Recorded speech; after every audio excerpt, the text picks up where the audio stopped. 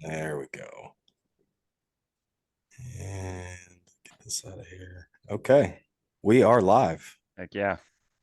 Welcome to episode 2, everybody. How you guys doing tonight? Excellent. Glorious. Very good day. Ni- Good week. Nice. So we've got a super cool podcast tonight.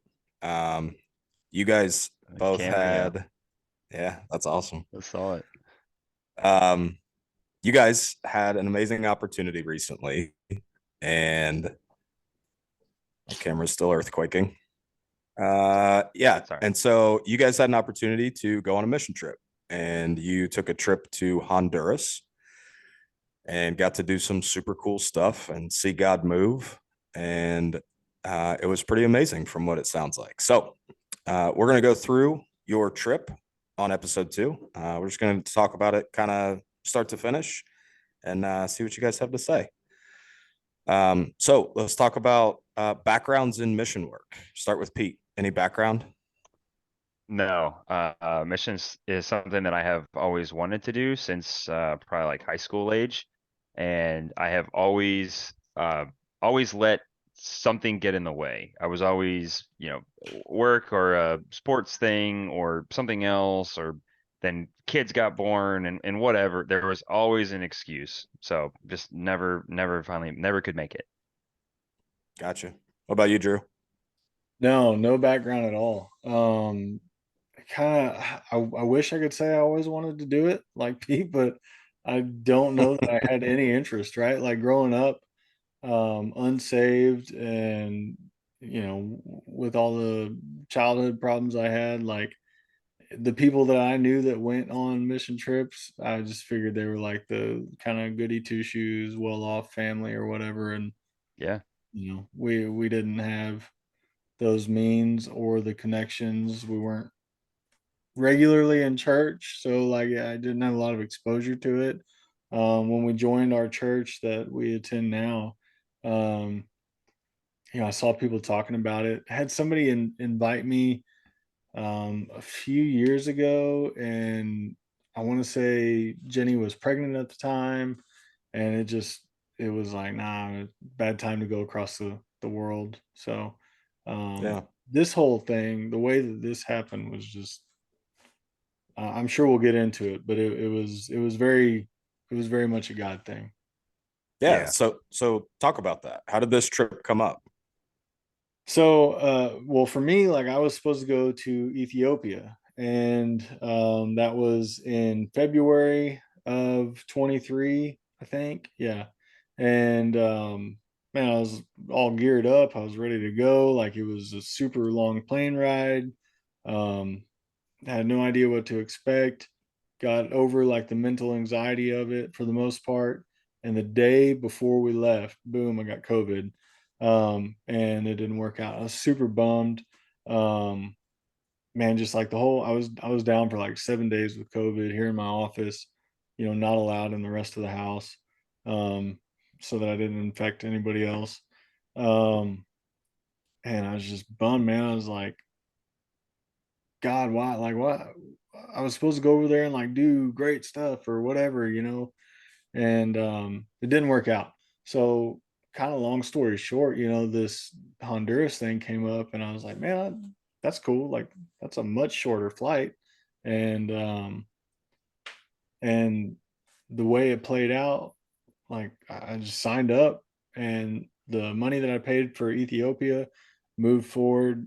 They allowed me to use that for Honduras, so it was kind of nothing out of pocket for the most part. Still had to pay a little bit, um, and then turns out like one of my good friends wanted to go too, and like that just kind of sealed the deal. So I'll let Pete Nice. take it from there. What's your story about about how this came up, Pete? Yeah. So it's a long story that I'll summarize briefly, and we could talk more about it someday. But we Drew and I were in a church small group together, and I shared one day after struggling with it for quite a while that I was just like struggling with a lot of doubt. And in that moment, Drew suggested a book that I should read called "Seeing is Believing," and said like, "Bro, you should come with me to this mission trip. I'm going to Ethiopia." That book, it's worth looking at. Believing is seeing, not seeing is believing. Believing is seeing.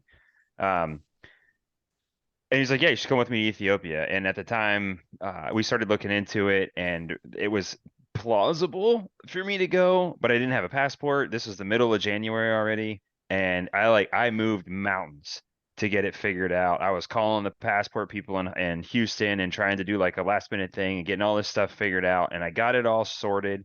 I hadn't yet asked for the time off work, and then a massive work thing happened that made that impossible. And like as soon as I got all amped up and was like, oh, like this is gonna be great, it's gonna be so refreshing for me and everything, just rug pull, um, can't go. And then I was real disappointed because like we started talking about the next trip and it was gonna be Honduras, and I'm like, yeah, but like Drew's gonna go to Ethiopia, and that's like the only guy I know on this trip. Like I don't know who else I'm gonna go with. So Drew got COVID because I secretly infected him, and it worked out that he delayed. So this God moment happens, right? Where like I think it's interesting to point out and remember, like a seemingly bad thing happened for Drew, and it was bad, and it sucked that it happened. But the way that it ended up working out made it much more plausible and interesting, and like what it gave me the opportunity to push and go no matter what. And we were going to go together, and I knew that we knew each other, we were friends already, but it would be a great moment for us to like get to know each other a lot better, and just I knew somebody, it made me comfortable enough to go. Nice. So, what did the logistics of the trip look like? Like, who organized it? How was it funded? Nuts and bolts stuff. How did that go? He may remember more of the cost stuff than I did, since my money moved from the Ethiopia fund to the Honduras fund. It got kind of blurry. I think roughly it was a couple grand, maybe. I may be misspeaking Yeah, it on. was it was less. Yeah, yeah. Okay. We paid there is additional funds involved, but we went through our church, and the church sponsored a lot of the stuff in the background, and then we had to pay, I think it was $800 for each person for like essentially the house that we stayed in, and food and that kind of stuff. And then we had to buy our own airfare, which I think my airfare was similar. So about 2 grand out of pocket, a little bit less than that. Yeah. Okay. What after the logistics were kind of nailed down? Obviously, you were probably, I'm sure you talked to some folks and you were probably thinking about what this trip was going to look like, especially not having a background in mission work. So what did you expect before you hit the airport? Man, I just wanted to. Drew, go. I just wanted to show up on time. I was so afraid I was going to oversleep. I mean, that's valid. Yeah. It's a real thing. Yeah, I mean, I wanted, I think I explained it to somebody. I'm trying to remember exactly what I said. Basically, I said I wanted a fresh perspective. That's what I wanted. I wanted to go and get a fresh Mm. perspective, on life, on faith, on everything. Just a fresh perspective. That was what I was hoping to get out of it. Yeah. What's so to follow that up, Pete, what about your day to day prior to this trip made you feel like you needed a fresh perspective? Yeah, that the doubt thing. Mm-hmm. So a fresh perspective on faith of just I needed to see uh God and see faith, and see also in a worldly way just the rest of the world, and not like an adventure, but like I know that we're insanely blessed in the United States, but I wanted to like really understand just how different the world was, and I got that. Holy cow. It was very enlightening. You hear all sorts of stories about what other parts of the world look like, but this was a very enlightening moment and trip to go and just see how different some people live. Yeah.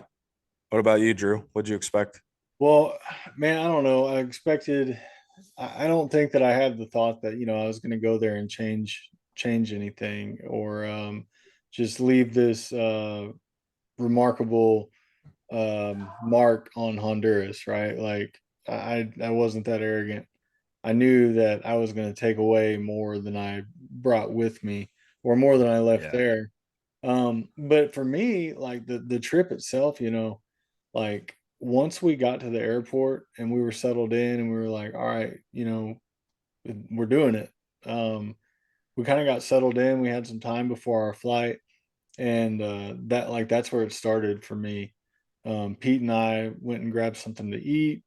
We were talking, I felt like that's when we really started connecting on a deeper level, in the grand scheme of things, and our friendship was growing. And it's like your first day of school. You walk into the class and you see all these new faces, maybe, and by the end of the year, like you all know each other pretty intimately, or well. And most of these people were strangers to me, Yeah. minus a few. But by the end of the trip, man, we were all bonded. Like we had seen things and been through things together on such a deep spiritual level, that I still feel like I could call any one of those people, and we have a different kind of connection. You know what I mean? So, Mm-hmm. as far as like what I expected, I don't know. I didn't know if I expected it to look like, when I've gone on a cruise and we poured it in Cozumel or something or whatever. I don't know. I tried to have little expectations, I guess. Yeah. How was I the don't, trip itself? Or go ahead, Pete. You I got was just something gonna else? say, I think that the guy that ran it, that organized it, his name is Chris, and he's fantastic. And he ran in like an awesome ship. He's done this like 30 times. He was fantastic. But he sent out a bunch of videos beforehand, and if I remember the conversation correctly, Drew and I both laughed because we didn't watch like any of it. Like we read the emails, and then we were like, we're just gonna go and like, see what happens. Yeah, We didn't like look into all the stuff. We just kind of we're men. sent We're it. men. We'll figure it out. Yeah, we'll act like men. We'll figure out we're gonna go build houses and stuff. It's gonna be Yeah. great. Yeah. Where'd you guys fly out of? Well, we went Uh, Austin to Houston, right, Pete? yep. Yep. And then Houston to Honduras. Tegucigalpa, Yeah. One more or did time? we fly? I don't know how to say it. Tegucigalpa. Yeah. We call it They call it Tegus. yeah. I feel like we're gonna get Yeah. corrected on that. Yeah. Someone will I hope we do. line me up. Yep. Yeah, yeah. And but I How do I go want to ahead. add the Tegus or Tegucigalpa, however you properly say it, in the That's Nailed it. movie. definitely not Good. it. In the movie, uh, Pete and I together we make one Honduran, right? Like that is very true.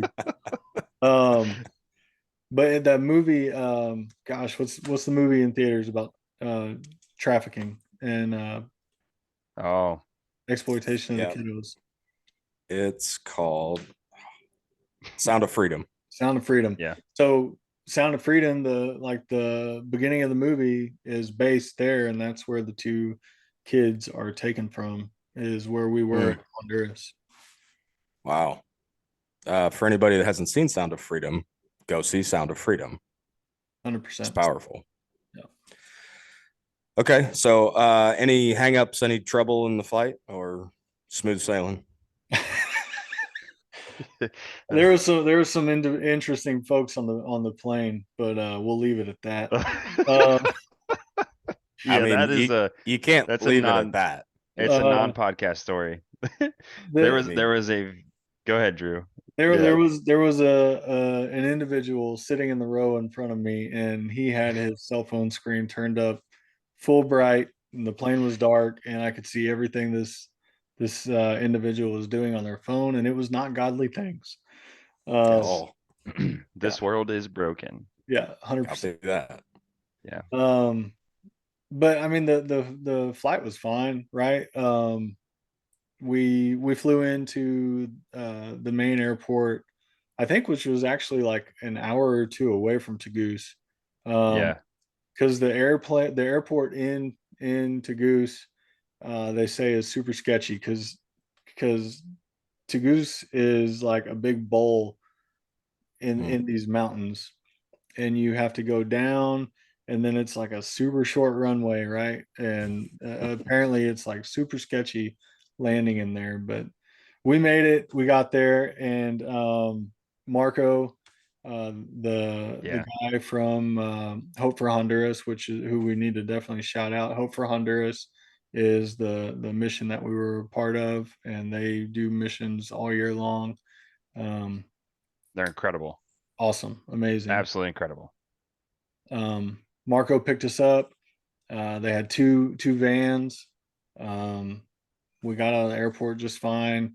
Had a maybe an hour and a half to 2 hour drive to the house that we were staying at. One of the vans broke down on the way there. Water pump blew up, and they had to get somebody else to come get us, or we all squeezed in one van.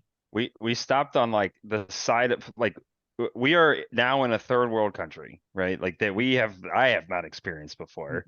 Mhm. The dudes don't speak English that are driving us. We're not with the people that, like the guy that we know that runs this thing because he's in the other van. And it's like overheating. It's weird. We pull over at some random roadside, like just hut, and they're like, tell us they make it clear that we are all to exit the vehicle. And Drew and I are trying to be helpful, like mechanics, and we're looking at it and we're like, this is something's wrong, right? And then they take all of the other bus stops, they take all of our bags and put them in the broke down bus, put all of us in the working bus, and off we go. Well, Oh. my passport, my wallet, my everything is in my bag. So we're third world country, never been here before, whole bunch of people I don't know, got in a vehicle with a driver that I don't know, and in front of a random roadside hut that I don't know, to drive off into some random place that I don't know. I was like, dude, I think I might have messed up. I think I might have messed up. Yeah. Too late So for jury. how did that end up? We got to the house, the drive was beautiful, the people were amazing, all of our stuff showed up, everything was fine. Excellent. It all worked out, but it felt sketch for a minute for sure. 100%. Yeah. So we get to this house, right? And it's crazy, man. Everything is surrounded in like concrete walls, razor wire at Yeah. the top of them. Yep. We pull up to the house and they honk 3 times. Somebody comes and opens the huge metal gate to let us in. We're on a 2-lane road. Like, traffic laws in America are not a thing there. They do not apply. No, like one Mhm. way it's whatever way you want it to be. Right. Drive on whichever side of the road you want to drive on. But we back in to this house on the side of this hill or this mountain, and they close the gate and we get out and we're just at this beautiful house on the side of this huge hill overlooking the entire city. Mm. Yeah. And that is definitely the exception there. Yeah. Yeah. So And is it? Go ahead. yeah, the story behind that house is cool because if you first look at that, you'd be like, wait a minute, like the mission people have a super nice house and whatever. And long story short, like someone in the area, I forget exactly how it works, but someone is giving them essentially this house. They're giving them this insanely low rent. It's like a couple $100 a month so that they can have it because they use it to house all of the mission folks. Hmm. So Ron and Shelly, the people that run the mission, live there. And then all year long, when missions trips come, they stay in this house with them. And they're just like the best caretaker hosts that exist because like they're serving and pouring into the people that are coming to then pour into the town, the city. Yeah. It's incredible. It's super amazing. Yeah. Yeah. That is. Ron and Shelly are absolute amazing people. Yeah. I think Ron was up every morning at like 4 or something like that. Yep. He'd start cooking his breakfast at like 5. And I mean, we're talking like 3-course meals, man. Like, it was amazing. They take care of you so that they can go put you to work. And yeah, but I mean, just being around them is like this godly aura kind of thing, man. It's Yeah, it's absolutely. it's awesome. How long have they been doing that? Oh, it's Like the 90s? between 20 and 30 years, I think. Yeah. Wow. And they met in Honduras, right? I believe. I I'm don't trying to remember exactly what their story was, but they like met on mission or went on mission together very, very early. and then ended up like we should try to talk to him someday. Honestly, their story is incredible. I'll send this to And Shelly, and she'll probably send us all kinds of corrections on things that we yeah, she will. She will light us up with all Hey, the all, whatever things we mess up. all we need to ask her is, will you come on the podcast? Yep. That's right. 100%. Would she come on? I think so. I bet. Let's I do bet. it. Yeah. That'd be All right, amazing. we'll add it to the docket. Yeah, That's she'd right. be incredible to talk to. She just in a nicest way, like just spewed biblical knowledge Mm. the whole time, every time you were around her, and would just drop like biblical truth in ways that would just blow your mind. And really something she said that really stood out to me, like real early on, people were asking like, dude, is it safe here? Like, are we good? And she said that like people of God are protected here, and like God has got you, and there is nothing to worry about. She's like, we have never had a problem, like we're good. And then she gave a couple examples of that and some stories, and man, like I felt it. Like the first couple times she said it, I was like, oh man, yeah, but it's pretty sketchy here. And never once did I feel the slightest actually unsafe or that we had gotten ourselves into trouble. And we were in some very, very sketchy gang controlled areas. And like, she was right, man. We were just protected by the, like this cloak of God. It was incredible. Yeah. She also said that like the gang members in the areas, right? Like Pete said, gang controlled areas, very real thing. Um, she's like, they know my car. They know like not to mess with us. Hmm. Yeah. But that stuck out to me as well. Like God's people are protected here, and 100%. It's hard to describe, but it is amazingly It's true. palpable. It's palpable. You could Yeah. feel it. Yeah. Like she wasn't blowing smoke. Yeah. And they don't not get messed with because they have a bunch of armed security or anything. No, No, Pete, no. Pete and I, and we'll get to this, but I mean, we rode in the back of a single cab little truck up the side of a mountain through these territories, and we got looks, but that was about it. Yeah. Hmm. With like us and two dudes, Yeah. just random dudes. They're construction worker guys. Like it wasn't like we Yeah. had some big gaggle of people. We didn't have an escort or anything. Like no, we Yeah. just drove through. Yeah. That's wild. Yeah. All right. So you guys land there. You have the little bit dicey trip from the airport. And then you get to the house with the hosts. When did the work start?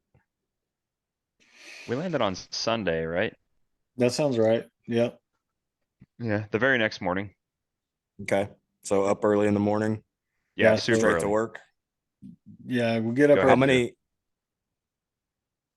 many other missionaries were there with you guys? 12? Like Yeah, I big wanna say big group? 12 is what came to mind. Yeah. Okay. So a good sized group. Yeah. Yes. Uh, Get up in the morning, go down, eat breakfast, grab your coffee and everything, and the van shows up at X time sharp, right? Like, Yeah. mhm. It was like 6:30. yeah, be on the porch, be ready because we're rolling. And if you're not ready, like somebody's gonna get you. Mhm. Yeah, So I don't know what would have happened, but they made it clear that it was not acceptable. And like yeah. everybody was up. It was fine. Shelly's not a lady you want to let down, man. Like, No, I think Shelly would fight you if she had to. I'm not yeah, sure, but I was like, yes, ma'am. We will be up. yeah. So Yeah. we'd be out there, we'd hop on the vans, we would go, and we would go up to another mountain, um, and the name is, what is it, Pete? Nueva España.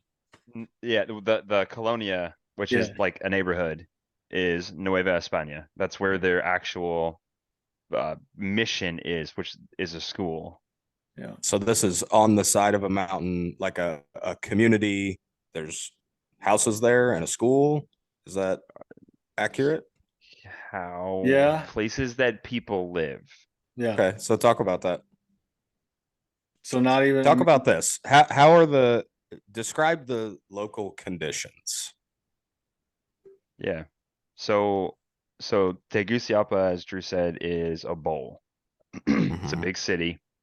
It was like 600,000 people. A hurricane happened. Millions of people came. no infrastructure, rampant corruption, like no government that cares about anybody, and no room for all these people. So all these people moved up. So ironically, like in the United States, if you're elevated up on a mountain, like that's like the fancy place to live. Well, here in Tegus, you are moving away from all of everything, the services, the infrastructure, the people, the food, the everything. So that is like the bottom people are at the top geographically. Hmm. And so Nueva España is up on the side of a mountain. There is a city there, and it's just like the closest thing I could describe in the United States would be like any city you've been to that's just rampantly full of homeless people times 1,000. That's kind of what the city looks like. But then when you go up, they're unpaved roads, just filth beyond comprehension. The houses are made out of whatever trash that you could find. If you had nothing and you had to make a thing to live in, um, whatever you would find, that's what the houses are made out of. And large amounts of people living in them, just the level of destitution is hard to comprehend. No running water. They sort of have running water. They have these, what are those things called, Drew? I don't know if you remember that they have these like cinder block containers for water, and there is running water, but they get filled up like once a week. Yeah. So like once a week they'll turn the water on and fill your things up, and if they don't get filled up or you weren't ready, or your valve's off, or what, I don't know, whatever it could be, then you don't get it. Um, and they use that water for everything. So it's the same place you wash your dishes and you wash your clothes that your drinking water comes from. Everything, bathing, whatever. Like it's all this one little tub. And when I say a tub, I mean it's the size of my desk here in front of me of water. That's it. Yeah. Wow. Yeah. It's, I mean, litter is an understatement. There's Yeah. just, trash everywhere. Um, the houses, I don't know, man, maybe like 12 foot by 12 foot, Yep. is normal, maybe. And I mean, just stacked one on top of the other, Yeah. um, and I, I can't imagine that, hygiene is a hugely common, concern, right? Because of the water situations. Um, you don't drink the water, right? Like they have trucks that come around with water every now and then, and you get That's right. jugs or whatever. Um, Man, I can't But remember. like the trucks, they don't drive up that far, or they're Yeah, hard to get. Like you're just logistically away from everything. yeah, Yeah. So you guys are both describing this super impoverished, destitute area with very little means for these people, and what sounds like basically no support from any kind of institution, be it government or whatever. Um, Describe the people, the locals there to the area. How are your interactions with them? What was their, you know, how did they present themselves? How did they interact with you? What was the mood?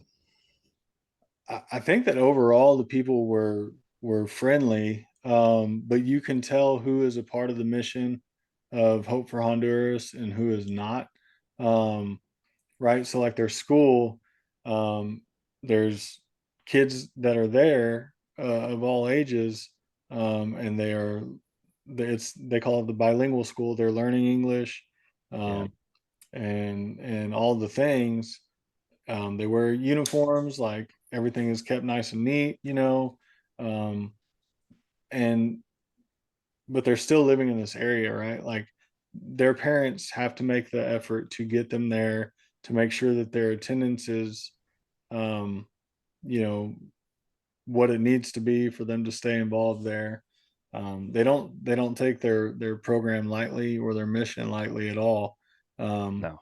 there's people around there who had been in the school, and they didn't hold up their end of the bargain, and they're out. And when you're out, you fall into the things that are available to you, and a lot of the things like that there would be gangs and drugs and prostitution and illegal activities to provide for your family. I'm not saying that's what everybody there does, but that's a part of it for sure. Um, but the people outside of there that we interacted with, we passed out a lot of food and stuff. They all seemed cordial.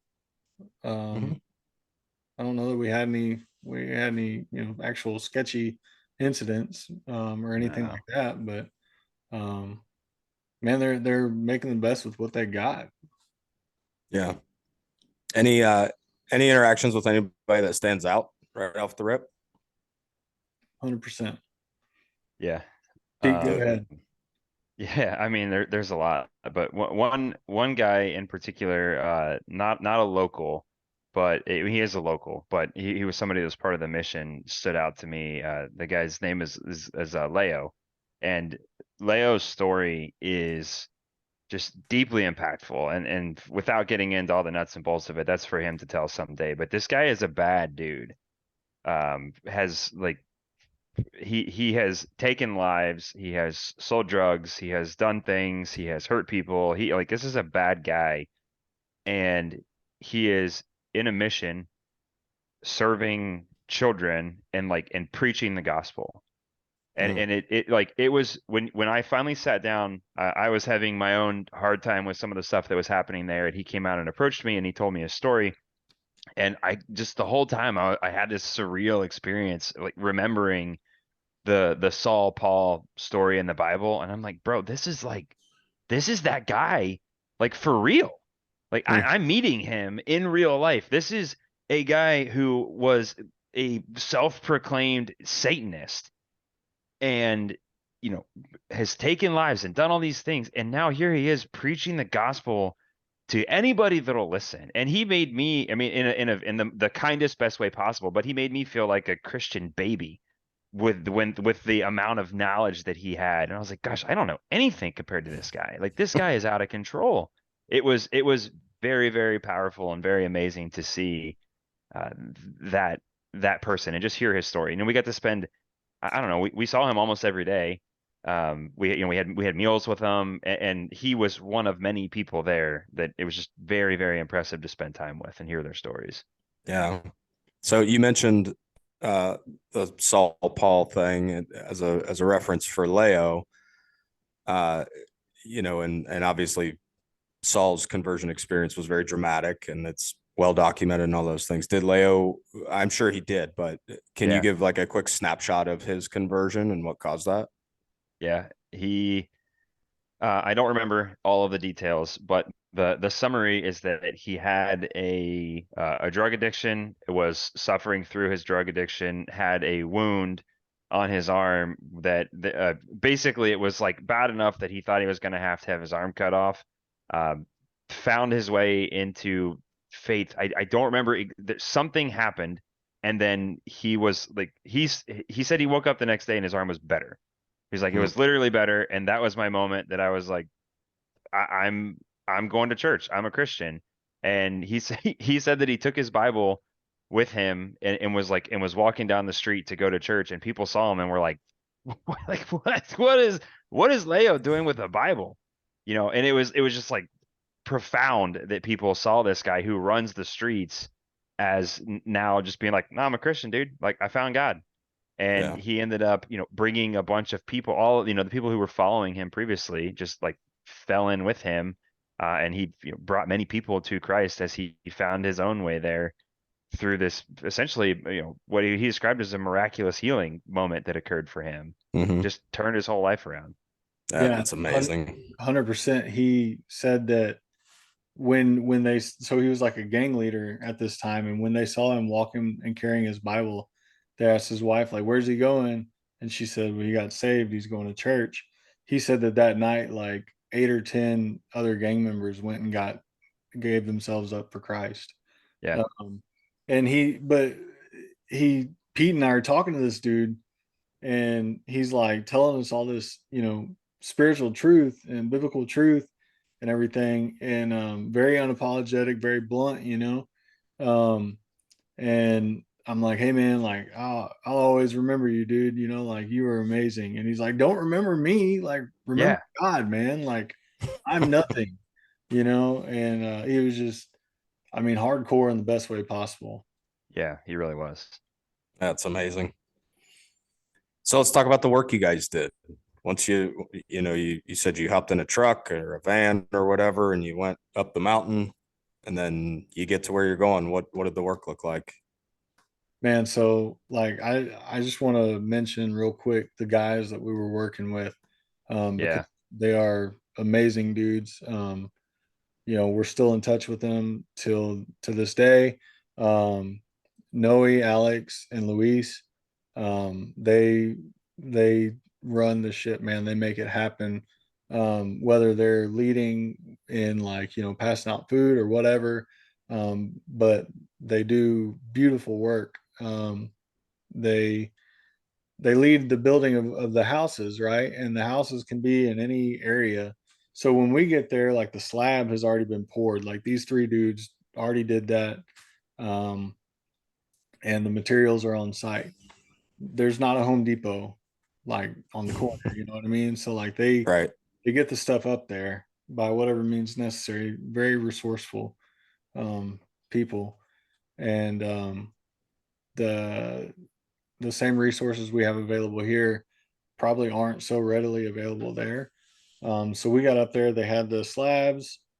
They had the man, it's killing me. I can't remember the name of the thing with the water. Yeah, I Um, don't know what it was called.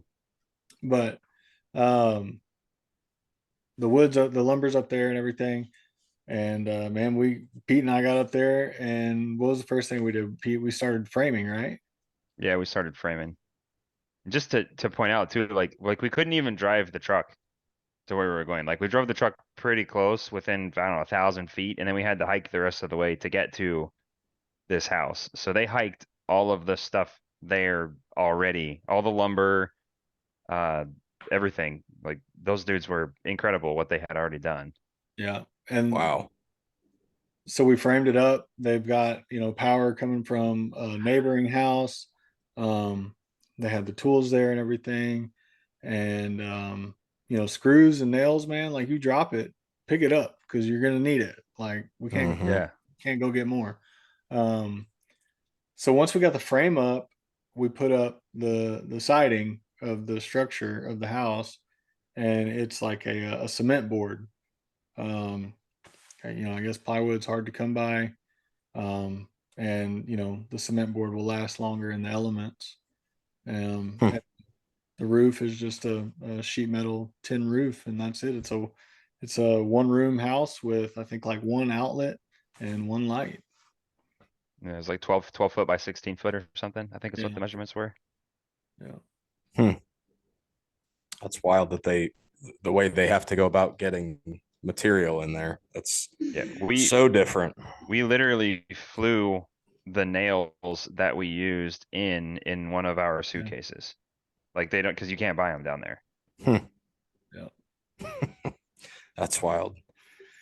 Um, so you're out working during the day, and I assume back at the house when the work's done for the day. Is that sundown? Is it a particular time? Is it just when the work was done? How'd that go? I think it's worth mentioning, right? Like every day is started with a devotional at the bilingual school. Yeah. Um, you don't just jump into anything um, with Shelly and Ron. Like it always starts with God, you know. Yeah. Um, and you show up to the school, you get unpacked, you say hi to the kids. They start making, you know, becoming familiar with you, coming up, hugging you, and everything. You start learning their names. Um, and then you go upstairs and do a devotional. There's a worship song, and then a devotional, and then a prayer, and then you're sent out to work for the day. Some people stay at the school and help with the kids, or help, you know, with the classes or whatever. Some people help serve in the kitchen, um, and then you go out for the working day. And then Pete, you want to talk about, I guess, like the end of the day? Yeah. I mean, we stopped earlier than I think I would have thought that we would, because we would get back to the house. I forget if it was 5 or 6. But they were on a tight ship. We're gonna eat at the time that we're gonna eat, and it's 6 o'clock or what I think it was 6. Um, and it's like an hour and some odd minute drive from the Colonia back to the mission house. So we stopped relatively early. We'd go back, everybody get showered up, and then we would eat as a group of the missionaries with Ron and Shelley in their home. They actually had a friend, or I'm not really sure what her connection was, but a professional cook who was in town with them. So like there was an odd disparity to be where we were all day and then go back and actually have like really nice food, and and get and stay in this nice house and spend time together. But it was very like intimate, and I thought it would be kind of weird, but it was good. It was quiet and peaceful. I personally went down there we did have cell phone service, and I went down there with the full intention of like, I am not farting around on TikTok and whatever. Like, I am going to intentionally either rest, pray, sit in fellowship with the people that I'm with, which is hard because I am a super introvert, and like I have to force myself to do any of that. Um, and just see what comes. And lots of really good conversations came up, lots of really good just reflections on the experiences of the day, fun stories of, the interactions we had, or whatever might have happened each day. So were you able to actually check out like from your phone and work and social media and all that stuff? Were you successful in that? Yeah, I was. I, Yeah, I was. 100%. Good. The most disconnected I have ever been from the current job role that I have ever was during this time. I kept a very, very mild pulse on what was happening at my company, but otherwise nothing. And it was hard, like I'd go to bed at night. I'm a bedtime TikToker. So like I'd get in bed and be like, and want to look, and I would have to force myself to be like, no, dude, like turn this off, like go to sleep, just check out, it's fine, just check out. And then I would get up, we got up, I don't know, what time did we get up, 4:30 or 5 or something every day. And it wasn't hard at all because I was going to bed at like 9 o'clock. Like it'd get dark and I'd go to bed, and then we'd be up super early. We'd hang out with Ron while he's making breakfast. And then a lot of times Drew and I were some of the first guys up, and we go sit out on the porch overlooking this mountain view of the city, which is so beautiful when it's zoomed out. And then you zoom in when we go see, and you're like, gosh, it's just so different. It was such a weird thing to just sit and overlook the city every morning and just quietly sit there in prayer and read our Bibles or whatever. It was powerful. Yeah. What about you, Drew? How are the And nights back at the house for you? it was oddly relaxing, right? Like same thing as Pete, man. Like it was the most unplugged I've been in a long time from work, from the stresses of life, um, and everything. I can go on a vacation here, and Yeah. I'm glued to my phone, making sure the deals are happening that need to be happening, and all that. That wasn't a thing there. Um, besides checking in with my wife, like I Yep. wasn't on the phone. Um, but I Why do mean, you guys think that is? Why do you guys think that guys like us struggle so hard to disconnect? Like you could do that here, right? We all could. 100%. Why don't you think we do that? I think I Go ahead. I don't have an answer for that. I think that it is so ingrained in our society, right?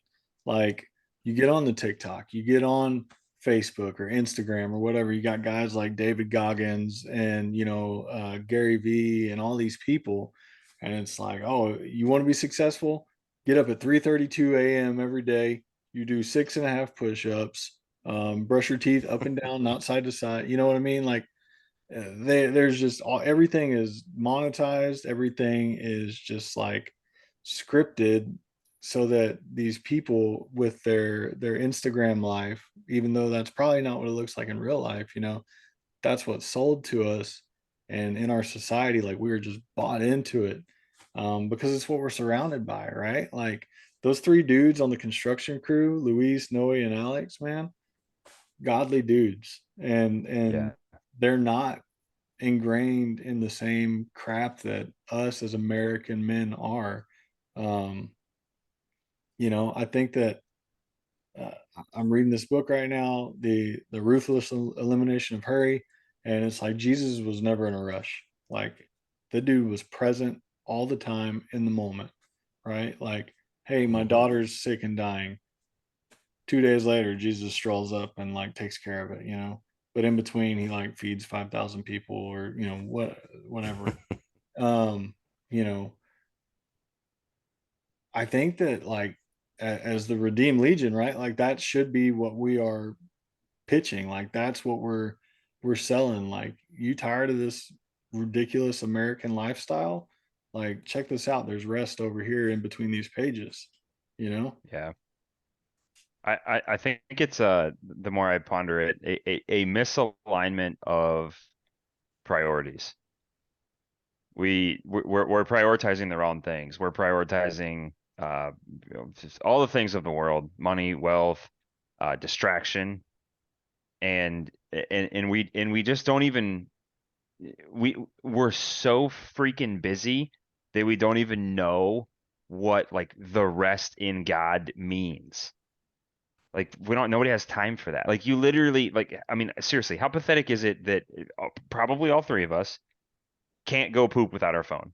Because you're like, well, what about if you don't have it, instead of going, you go find your phone so that you can then go and sit there and be distracted while you're pooping. Like we can't get away from constant just feedback all the time of all this just like consumption of stuff. And down there, man, when you see this different perspective on the way that world works, and it doesn't have to be down there. It's just where it was for us in this moment. But you are reminded that like, man, you can just be quiet. Like literally just be quiet. And it doesn't matter if you're sitting there and you're like, oh, I got to think of the next whatever, the next way we're going to install this thing at work, or plug this thing in, or new content or news bullcrap that none of us actually care about, but we're told we have to care about, so we care about it. Like none of that stuff matters. It So doesn't. I agree. So answer this question and be honest, because we're here being real, right? How long after you got back? Because I'm sure there was a honeymoon when you got back, right? Oh Like yeah. fresh in your head, and you're all about it, and you just lived this thing, and you were immersed in it, and it's amazing. How long until you got back that you were right back into going and grabbing your phone to go take a crap, and constantly immersed in all the nonsense? Ballpark it, A month. Yeah. Drew. Yeah, I'd say somewhere around a month. Yeah. But getting back's a whole nother story, man. Like Oh my gosh. that Yeah, was yeah. that was, Which yeah, that was weird. which wasteful thing did you yell at your wife for? Yeah, right. Wife, So I kids, lit like, my wife up for yeah. leaving. She's brushing her teeth, and then she like left the sink on and walked away. I'm like, listen, like when I was in Honduras, first off, all the things that those people had, but like the rule when you take a shower is you turn the water on, you get wet, you turn the water off, you lather up, then you turn the water on, rinse off, turn the water off. Like that's how we lived, even in our like nice house for a week. And then I come home and she's just standing there yakking, brushing her teeth with the water running. And I was like, ah, like for sure, it was hard coming back. Oh yeah, man. Yeah. Food, you don't waste it, right? Like No. Miss Shelley is smack you upside your head and throwing away scraps. Like that's somebody's meal for a day, man. Like you don't Yeah, waste it. absolutely. Don't take more than you can consume, and definitely don't throw it away. Um, but going back to like the just the over plugged in thing, like, man, that's what we got to normalize here, right? Is like slowing down, and how can you make a country full of materialistic people who are just like obsessed with that way of life? Like Pete put it perfectly. just constantly consuming, right? Like you maybe change one person at a time. I don't know. Maybe, it starts with us as individuals, but reflecting, and I feel guilty now because I should be reflecting on this trip more often, because as I reflect on it, I'm like remembering the things that I took away from it. Yeah. Um, but man, like it's, what, like there may be some really monetarily poor people there, but there's some people rich with time and attention.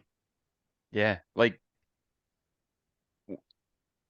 I don't remember where I read this or heard it or something down there. Maybe I'm not sure, but we are striving. Like, what is your goal, Drew or Brendan? Either one of you, both of you guys. I know what you do personally, and you work your tails off. Why are you working your tail off? What's the point?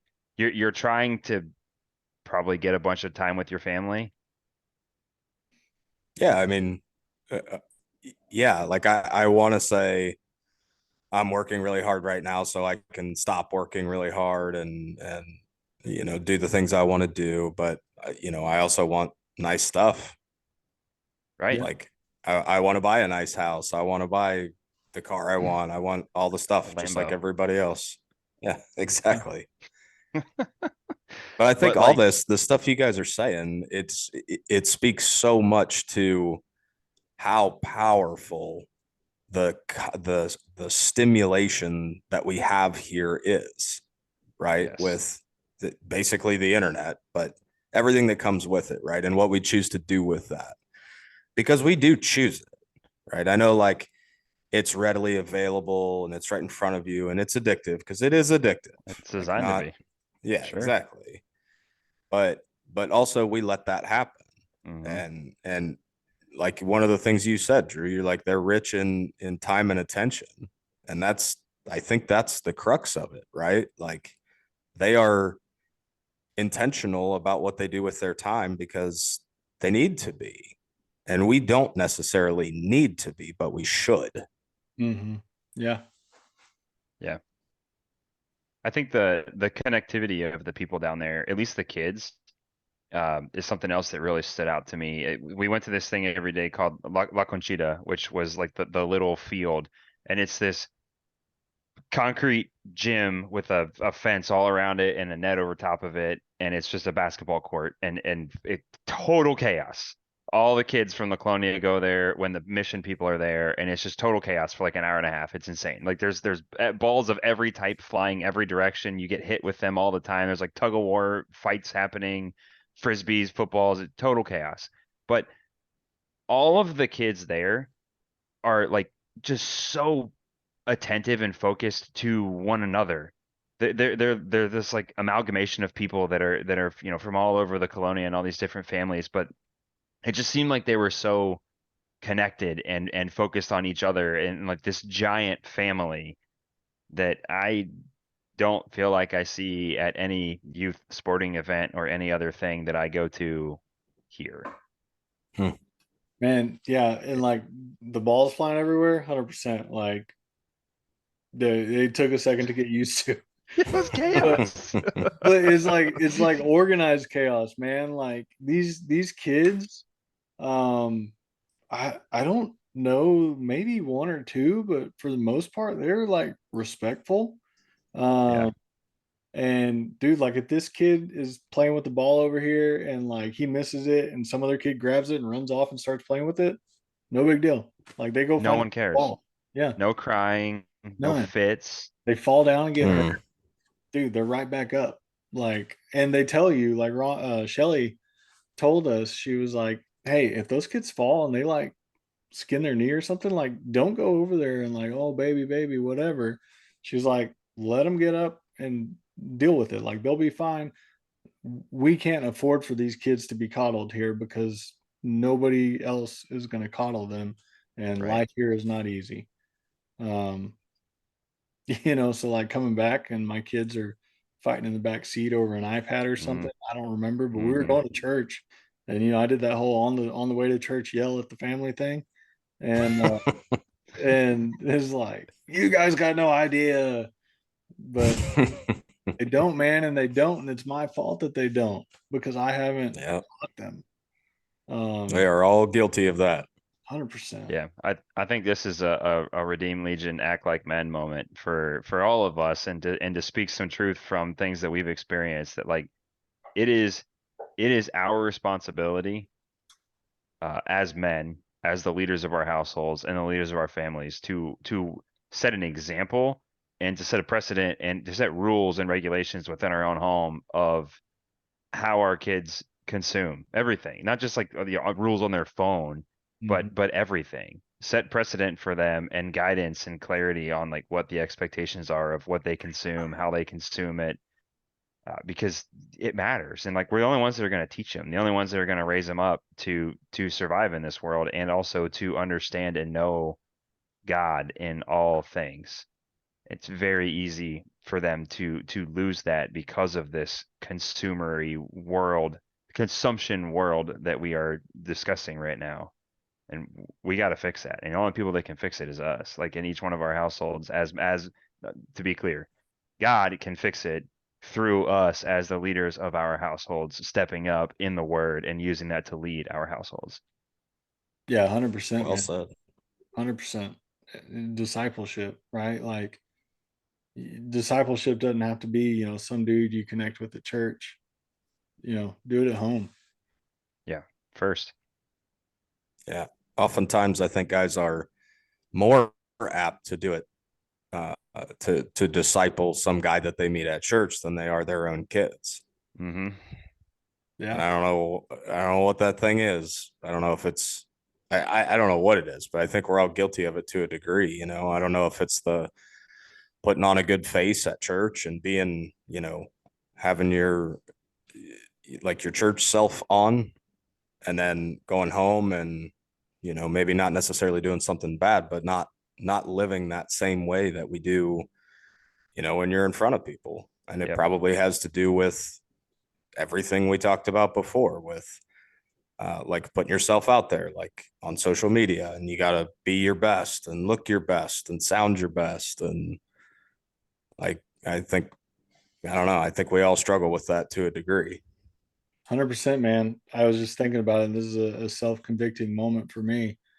But are you more likely to drop an F-bomb in front of a dude that you met from church or one of your kids when you're aggravated? Probably kids. Pass. I'll answer. Yeah, Well, dude, at home. for me, 100%. same thing, right? Like I did something, I grabbed something out of the toaster oven the other day. I don't know, but it burned my hand. And I was Yeah. like, S word, whatever. And Yeah. um, but I'm just sitting here thinking, I'm like, man, if I was talking to one of the dudes that I disciple, I watch my tongue. Yeah. And those little ears are more fragile and more absorbent, probably, For than sure. whatever. Yeah. Dude, my oldest corrected me tonight because my wife made dinner in a cast iron pan. We use cast iron on the stovetop, and when you use it on the stovetop, you can touch the handle.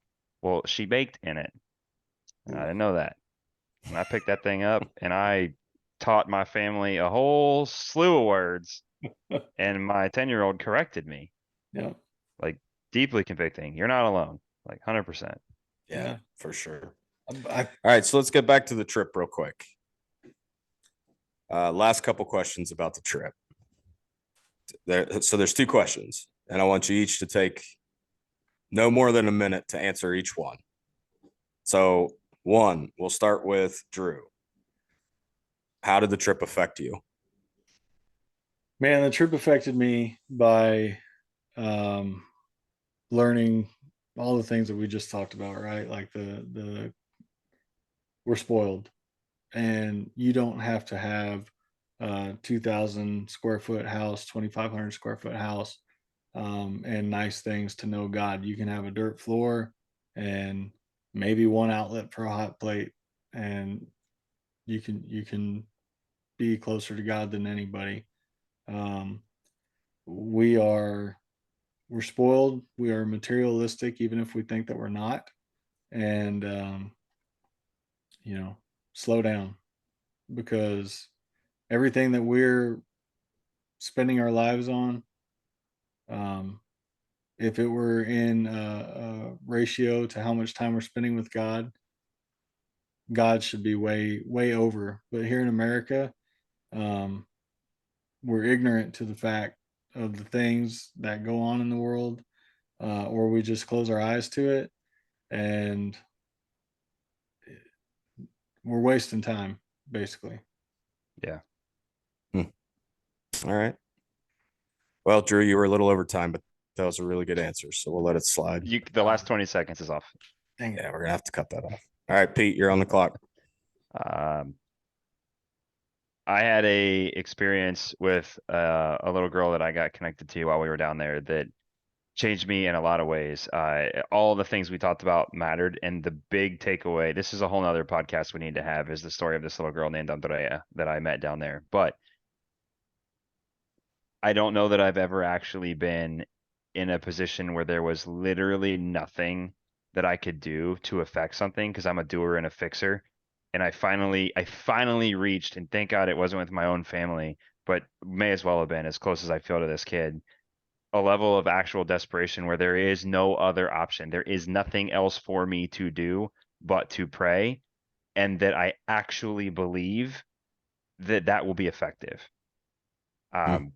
It I got pushed into that moment, and it is something I have not been perfect, but I committed to praying every day for this kid since I left Honduras. I have told many people about her. I won't stop talking about her.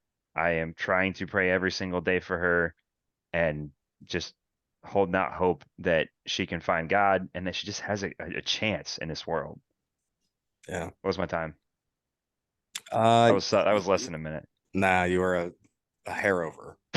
No. You're not keeping time here. I am. Ah, man. He's got the All mic right. on the stick, dude. He does have the stick mic. Automatically he in wins. charge. All right. Last question. Same rules. What would you say, Drew, to people who are considering taking a mission trip? I would absolutely encourage you to do it, and I would encourage you for Hope for Honduras to be your first one. Excellent. Go Good without time too. go without expectations. Got it. Pete? Yeah, the same. Truthfully, I mean, Hope for Honduras was amazing. You should definitely go on a mission trip. And my plug would be pick one and commit to it. Don't look back. Don't worry about all the logistics, all the things. Try to figure everything out. Don't try to figure it all out. Figure out when your church is having one, or get a hold of a mission like Hope for Honduras and sign up. The rest will work itself out. Nice. I like it. God will make it work for you. Just go. Excellent. Well, this has been good, guys. We got a couple things we got to do after this one. We got to get a hold of Ron and Shelly. Yes. Yeah. And Hope for Honduras. At Hope for Honduras. So everybody that's listening, you guys should check them out. Do what you can to support. And hopefully we'll get them on the podcast soon. Love to talk to them. We can put a link for their for Hope for Honduras we will. in the bio too. Awesome. Yep. So be a link down there. Check them out, guys. We'll do it again soon. Stand by for episode 3. Check out the hats. See if you like them. What do you guys think about these? Yeah, let us know, and we'll get some coming available to everybody if you guys like them, but you got to let us know. Yep.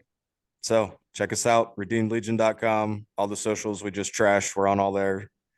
Yeah, check us out, guys. Stand by for episode 3.